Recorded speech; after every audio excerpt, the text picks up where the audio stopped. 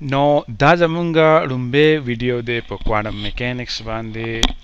او په دې ویډیو کې به زه تاسو سره کوشش وکم چې د پیژنګلو تاسو وکم د کوانټم میکانکس د دې په اوورال یا اکامانه سټرکچر څنګه دی او د کوم سيزونو سره دا لین دین کوي ورکړه راکړه کوي او کلاسیکل میکانکس او کوانټم میکانکس کې بنیادی فرق څه دی نو په دې باندې به سره لږ مېله شو کما د تاسو دا وایم چې کوانټم میکانکس تر اوسه پورې په فزیکس کې یا په ساينسز کې د ټولو نه زیات میسټیریس سبجیکټ دی او اوسه پورې پکې داسې سيزونه شته چې د هغې په تعبیر باندې انټرپریټیشنز باندې خلک یو بل سره جوړ نه دي په استعمال باندې د کوانټم میکانکس هر څوک کولی شي اپلیکیشنز یې کولی شي او ریزلټس یې صحیح راځي د ایکسپریمنټ سره سمې خوري خو بیا چې د انټرپریټیشن خبره شي چې یاره دا پلان کې فارمولا یا دا پلان کې کار مونږ ولې داسې کوو نو په هغې باندې خلک یو بل سره تر اوسه پورې رضا نه دي نو د دې په پرتله که تاسو وګورئ کلاسیکل میکانکس شو یا ریلیټیویټي شوه نو هغه څنګه چې خلک وایي دا ویل اسټیبلش دي یعنې د هغې په انټرپریټیشنز کې د هغې په معنا راوښکلو کې په هغې کې د خپلو کې سلا دي ساینس پوهان خو د کوانټم میکانکس ډېر ګڼ انټرپریټیشنز دي نو تاسو به دا ووایم چې دا اوس هم د ریسرچ او دغه پې روان دی د خلکو بحثونه پې روان دي نو ډېر ګران شی دی خو دلته به مونږ کوشش وکړو چې څه لږ ډېر د دې په باره کې زده کړو نو د کوانټم میکانکس بنیادی چې یو اصول دی هغه چې د کلاسیکل میکانکس نه دی جدا کوي هغه دا دی چې نیچر ته چې مونږه کله په probabilistic انداز سره ګورو نو مونږ ته د کوانټم میکانکس ضرورت شي د نیچر دا اړخ چې کوم دی کوم ته چې probabilistic وي د چانس اړخ یعنی مثال به تاسو درکړم لکه مونږ دا په کلاسیکل میکانکس کې مونږ دا ویلې شو چې الکترون چرته دی نو مونږ به وایو چې دی په پوزیشن x باندې دی x 3.14 میټر باندې دی یعنی که زه دلته ولاړ یم نو په دې ځای کې دی نو په کلاسیکل میکانکس کې مونږه د الکترون د زیږي خبره کارا کولی شو نو مونږ وایو چې کلاسیکل میکانکس چې کوم دی دا ډیټرمینسټک دی مونږه په یو وخت باندې د یو الکترون د زیږي د کارا معلوماتو خبره کولی شو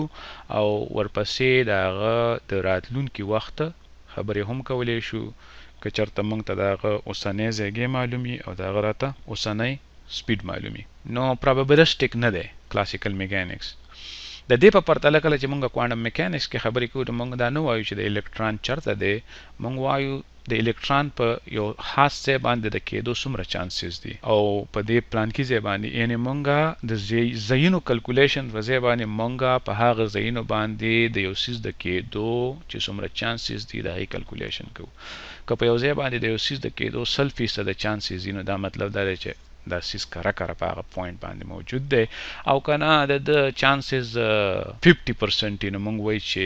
دا چانسز چې کوم دي نو او باقي 50% د چانس دی چې د بل ځای کې هم کیدی شي نو دا یو بنیادی فرق دی په کوانټم میکانکس په سټرکچر کې او د کلاسیکل میکانکس په سټرکچر کې کلاسیکل میکانکس چې کوم دی هغه یا کلاسیکل فزیکس چې کوم دی هغه یو قسمه ډیټرمینسټک دی او کوانټم میکانکس چې په کوم نظر باندې نیچر ته ګوري نو کوانټم میکانکس وته د پروبابلیسټک په نظر ګوري چې په یونیورس کې د یو سیز د یو پیښې لپاره چانسز خو مونږه کلکولیټ کولی شو د یو پیښې په باره کې چې کوم معلومات دي هغه د چانسز په شکل کې دي مونږ پروبابلیټیز کلکولیټ کوو د هرې پیښې د دې به مثالونه راځي خو دا مې یو بنیادي نقطه تاسو مخې ته راوسته چې دا چل شته پکې اوس کلاسیکل راځي چې دلته وګورو دا کلاسیکل فزیکس ته وایي او بیا کوانټم د دې په پرتله باندې په کومو څیزونو باندې بنیادي ستنو باندې ولاړ دی کلاسیکل کله چې وایم چې کلاسیکل فزیکس یا کلاسیکل ساينس نو دا غي نه زما مطلب دا دی چې نیوټن لاز چې کوم دی دغه د موږ میکانکس وایو کلاسیکل میکانکس نیوټن لاز باندې چې کومه په خورانه مونږ کو دغه د کلاسیکل میکانکس سره او بیا electrodynamics classical چې کوم دی هغه په Maxwell's equation ولاړ دی نو Maxwell's equations او نیوټن لاس ته په شریکه موږ classical physics ویلی شو نیوټن لا چې کوم دی نو هغه درې لاس د خوځښت دی یو د gravitation لا ده او په هغې کې صرف دا دی چې که د یو څیز د یو particle position او د هغه momentum موږ ته په یو وخت باندې معلومي نو موږ د هغه د راتلونکي وخت په باره کې پیښوینه کولی شو پریډکشن کولی شو یعنی که ته ما ته دا ووایې چې یو بیسبال دی یا یو پنډوس دی او دی په دې پوینټ باندې دی او دی په 10 میټره په یو سیکنډ کې په ویلاسټي سره روان دی او د ماس چې کوم دی نو هغه دی 1 کیلوګرام نو او دا ما ته ووایي چې په دې باندې کم فورسز لګي په دې وخت کې نو زه به تا ته دا ووایم چې یا به دی دلته وي که نه دلته به وي 10 سیکنډه بعد او که نه دلته به وي یعنی د فیوچر په باره کې پریډکشنز چې کوم دي نو کره موږ په کلاسیکل میکانکس کې کولی شو Maxwell's equations چې کوم دي نو هغه د الکتریک او د میګنیټیک فیلډز په باره کې دي او څنګه چې کوم دی نو موږ سره رڼا چې کوم دی یو قسمه ویو دی د چپو په شکل کې ده او بل چې موږ کله د چارج پارټیکلز خبرې کوو د دې پنډوس په ځای باندې که موږ سره یو پروټان وي نو دا پروټان چې کوم دی که دا موږ په یو الکتریک فیلډ کې کیدو نو په ده باندې به څونه زور لګي نو دا ټولې خبرې موږ سره د Maxwell's equation نه راوځي نو یو قسمه د کلاسیکل فزیکس چې کوم بنیاد دی هغه په نیوټن لاس باندې دی او په Maxwell's equations باندې دی او د 19مې پیړۍ په آخره کې او د 20مې پیړۍ په لومبو کې دغه ټول فزیکس چې خلکو ته معلوم وو ورسره د ترموډاینامیکس یو څو لازو خو بنیادي چې خلک کلاسیکل فزیکس ته وایي نو هغه دا فزیکس چې خلکو ته معلومو نو په دې کې بیا خلکو ته ستونزې ښکاره شوې او د دې وجې د 20مې پیړۍ په لومبو کې کوانټم میکانکس منځته راغی کوانټم میکانکس په کومو بنیادونو ولاړ دی یعنی نیوټن لاس په ځای باندې بیا موږ کوم هغه پرنسپل دی چې هغه یوز کوو نو یو خو دا ده چې په کوانټم میکانکس کې موږ د پوزیشن او د مومنټم خبره په داسې طریقه نه کوو چې ګنې یو پارټیکل پوزیشن دی مومنټم دی بلکې سیزونو هر یو شی چې کوم دی ذرې چې دي یو پارټیکلز دي هغه د هغې نمایندګي په یو کوانټم سټیټ باندې کیږي کوانټم سټیټ د وخت دا کوانټم سټیټ څه شی دی دا یو قسمه میسټیریس شی دی چې په مزه باندې به موږ وروستو په دې باندې بحث وکړو چې دا څه شی دی خو شروع موږ یو الکترون دی په دې یونیورس کې ګرځي نو دا هغه الکترون موږ دا کوشش نه کوو چې د پوزیشن سره مومنټم سره په کوانټم میکانکس کې تاسو دا لري چې د کوانټم سټیټ سره موږ په سای باندې یا په فای باندې په یو داسې سیز باندې ریپرزینټ کوو او ټوله کیسه بیا په دغه کوانټم سټیټ کې پرته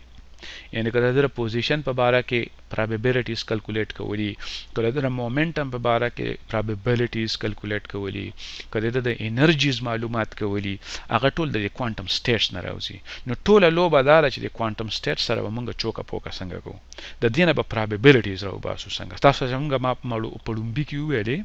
چې په کوانټم میکانکس کې موږ ټول کار د پرابیبلیټیز سره probabilities سره chances سره د یو شیز د یو خاص انرژي د الکترون یو خاص انرژي لري دغه انرژي لرلو chances څومره دي د الکترون دغه chances calculations چې کوم دي دا مونږه د کوانټم سټیټس نه کوو یو ځل چې موږ کوانټم سټیټ په ګوتو راغی د یو سیستم د یو الکترون یا د پروټون یا د یو بیسبال یا د یو پنډوس نو دا هغې نه پرابیبلیټي راوښکل چې کوم دی نو هغې له بیا موږ له چل راځي د هغې چلونه به موږ زده کوو بیا دغه کوانټم سټیټس چې کوم دي د وخت تېرېدو سره په دې څه تېرېږي او دې څنګه چې کوم دی نو ایولوشن کوي د یو سټیټ د یو حالت نه بل سټیټ ته څنګه ځي دا کار پر شروډینګر اکویشن باندې شروډینګر اکویشن موږ ته دا وایي چې کوانټم سټیټس د وخت تېرېدو سره څنګه بدلیږي نو بنیادی سیزونه په کوانټم میکانکس کې چې کوم دي هغه یو شروډینګر اکویشن دی هغه یو داسې اکویشن دی چې هغه یو قسمه په کوانټم سټیټس باندې شټ لګوي چې کوانټم سټیټ په دې وخت کې تاسو معلوم دی نو وروسته به بیا دی څنګه یو 10 منټه بعد 10 سکند بعد نو شروډینګر اکویشن موږ ته دا وایي چې کوانټم سټیټس د وخت تېرېدو سره څنګه بدلیږي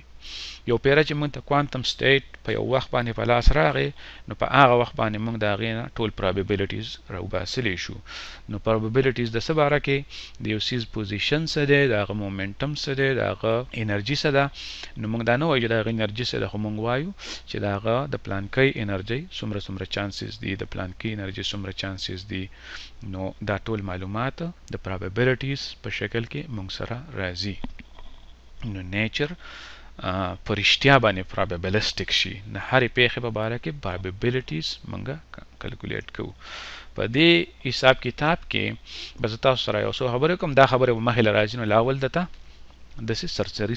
سټرکچر وایم چې کوانټم میکانکس څنګه کار کوي. دا پرابیبلیټیز چې کوم موږ په کلاسیکل سنس کې پیژنو، نو په کوانټم میکانکس کې دا پرابیبلیټیز هم ډېرې عجیبه دي، په عجیبه طریقه کلکولیټ کیږي. او دا هم چاته پته نشته چې دا موږ ولې داسې کلکولیټ کوو، خو دومره موږ ته پته ده چې موږ یې داسې کلکولیټ کړو نو د هغه له تجربو سره سمې خوري، ځکه چې زموږ زیاتره نننی ژوند چې کوم دی نو په هغې کې زیاتره کوانټم میکانکس په کار راځي. او موږ ته پته ده چې د کوانټم میکانکس په بنیاد باندې موږ کوم ټیکنالوژي ډیولپ کړې ده هغه کار کوي، بلا کارونه دی موږ اخلو. نو کوانټم میکانکس چې کوم کلکولیشنز موږ کوو دا صحیح دي، خو دا راته پته نشته چې دا ولې موږ داسې کوو. مثال په توګه تاسو ته ما وویلې چې زموږ به کاري چې یو سیز یو الکترون شو یا یو پروټون شو یا یو پارټیکل شو یا یو ذره شوه یا یو پنډوس شو، نو موږ لاول غواړو چې موږ ته هغه د کوانټم سټیټ پته ولګي. چې د هغې پته راته ولګېده نو د هغې نه موږ پرابیبلیټیز یا چانسز راوباسو. خو دا چانسز یا پرابیبلیټي ته موږ په یو عجیبه طریقه ځو. موږ دا کوانټم سټیټ چې کوم دی د ده نه لاول موږ امپلیچیوډز معلوم، امپلیچیوډ سکویر کو ابسولوټ امپلیچیوډز چې کوم اکثر کمپلیکس نمبرز دي. کمپلیکس نمبرز به تاسو موریدلی صحیح شو. دا کوانټم سټیټس چې کومي دا مونږه د ریپرزنټیشن کولی شو د امپلیچیوډز په شکل کې، او هغه امپلیچیوډز چې کومي نو هغه کمپلیکس نمبرز دي، او د هغې چې مونږه ابسولوټ سکویر واخلو نو د هغې ته مونږه پرابیبلیټیز وایو. دا په کلاسیکل میکانکس کې یا عام ژوند کې چې مونږ کومې پرابیبلیټیز کلکولیټ کوو دا د هغې نه ډېره بدله طریقه ده د پرابیبلیټیز کلکولیټ کولو یا د چانسز کلکولیټ کولو. نو دا پکې یو بل میسټیریس سټپ دی چې چاته پته نشته چې دا ولې موږ داسې کوو. وروسته به موږ په دې باندې بحث وکړو. یو مثال به تاسو له درکړم. په دې کې به ډیراک نوټیشن چې کوم دی، کوم ډیراک چې کوم علامتونه راوښکلي وو د کوانټم سټیټ د ریپرزنټیشن دپاره هغه به ضروري. مثال په توګه موږ د یو الکترون ذکر کوو، نو موږ وایو چې الکترون په یو کوانټم سټیټ کې دی، او هغه کوانټم سټیټ موږ داسې یو کرښه راکاږو او ورسره داسې یو بریکټ شان وکړو او په هغې کې یو سای ولیکو. نو موږ وایو چې دا الکترون چې کوم دی په یو کوانټم سټیټ کې دی چې هغې ته موږ سای وایو. بیا داسې کار وکړو چې موږ وایو چې مثال په توګه موږ ته چې کوم دی نو د انرژو په باره کې د ده مختلف انرژیز کې دی په مختلف انرژي سټیټ کې کیدی شي. د هر انرژي سټیټ یو امپلیچیوډ دی. نو دا ایز چې دلته کوم دي دا ایز ما لیکلي دي دا دي کوانټم امپلیچیوډز. نو موږ وایو چې یو الکترون په یو وخت کې د هغه موږ سره یو سیټ دی د امپلیچیوډز A1 A2 A3 او ورځه ورپسې تر AN پورې. نو موږ وایو چې یو کوانټم سټیټ چې کوم دی د هغې د ریپرزنټیشن دپاره یا د هغې د ښودلو دپاره بس صرف او صرف موږ ته دا پکار دی چې یو کمپلیټ سیټ پکار دی د امپلیچیوډز. هغه د هر څه سیټ کیدی شي. د انرژو په باره کې یو سیټ که موږ سره په لاس راغی نو بیا د دې سیټ نه موږ د پوزیشن په باره کې چې کوم امپلیچیوډ سیټ دی هغې ته تللی شو. د د نور مومنټم په باره کې چې کوم امپلیچیوډز دي، یعنی خبره دا شوه چې کله مونږه دلته به زه تاسو ته دا خبره وکړم چې مونږ سره سپیکټرم وي. مونږ وایو د هر کوانټم سیسټم په باره کې مونږ سره سپیکټرم وي. انرژیز چې کوم دي د هغې یو سپیکټرم دی، یعنی یو کوانټم سیسټم چې کوم دی د هغه د انرژیز ډېر حالتونه کیدی شي. مونږ ته پته نه چې د انرژي په کم حالت کې دی، خو مونږه د هر انرژي په باره کې چانسز کلکولیټ کولی شو، او هغه چانسز د دې انرژیز د امپلیچیوډ سره تړلي دي. بیا دا خو د انرژي په باره کې شو. د د پوزیشن په باره کې مونږ سره یو سپیکټرم کیدی شي، او دا مونږ وایو کو دا د ماینس انفینیټي نه تر پلس انفینیټي پورې د یو شیز ډیر هر پوزیشن کې دی شي نو هر پوزیشن یو قسمه دا یو انفینټ سپیکټرم دی دغه سي مومنټم چې کوم دی هغه د ماینس انفینټی نه تر پلس انفینټی پورې کې دی شي صحیح شو نو تاسو به وای نو د مثال په توګه د یو کوانټم سیستم د الکترون په اړه کې پوره معلومات به موږ ته حاصلېږي چې موږ سره